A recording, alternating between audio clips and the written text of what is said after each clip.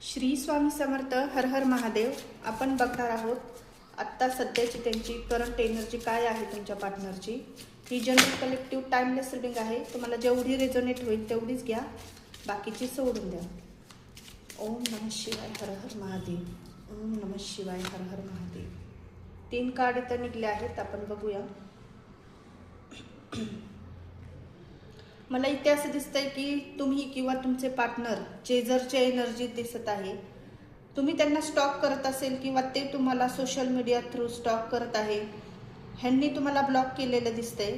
ते का, तर तुम्ही यांच्यावर खूप डाऊट्स घेतले असेल, काही तुमचं हिडन ट्रूथ यांच्या समोर आलेलं दिसतंय असं पण असेल, किंवा ह्यांचं काहीतरी सत्य तुमच्या समोर आलेलं आहे. छोटे मोठे वाद तुमचे झालेले दिसत आहेत. तुमच्या परिस्थितीनुसार घ्या, पण इथे असं दिसतंय की कोणीतरी एकाला फसवलेलं दिसतंय. त्याच्यामुळे तुमच्यामध्ये नो कॉन्टॅक्टची सिच्युएशन आता सध्या चालू आहे, किंवा काही गोष्टी तुमचे पार्टनर तुम्हाला बोलले असेल तर त्याच्यावरून तुमचे वाद झालेले दिसतंय इथं.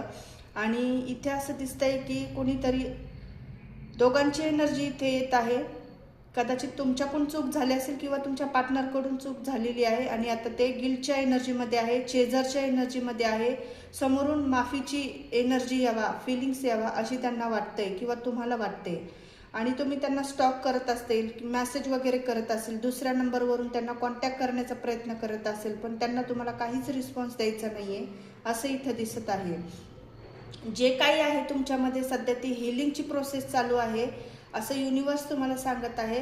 हार्टब्रेक झालेला आहे, आणि ह्या नात्यामध्ये इतकी टॉक्सिसिटी आली होती की एंडिंगपर्यंत हे रिलेशन आलेलं होतं, आणि ते एंडिंग झालेलं आहे असं दोघांनाही वाटते. पण हे एंडिंग नाही आहे. थोडासा ब्रेक तुमच्यामध्ये आलेला आहे, गॅप तुमच्यामध्ये आलेला आहे, पण लवकरच तुमच्यामध्ये रिलेशनशिपमध्ये रियुनियन होण्याची शक्यता जास्त दिसत आहे. पण दोघेही एकमेकाला चेस करताना इथं दिसत आहे, पण भावना व्यक्त करत नाही आहे. दोघांचा इगोमध्ये येत आहे कोण पुढे येईल म्हणून. तर क्लेम करा ही पॉझिटिव्ह एनर्जी.